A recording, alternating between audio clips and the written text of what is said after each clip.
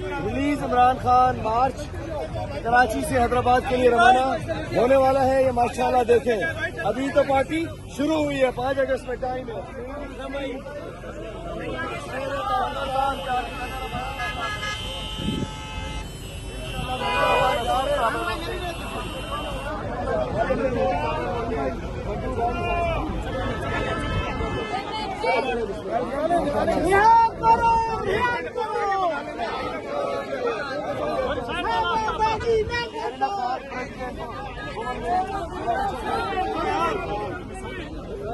आगे साथ चलाओ गाड़ी।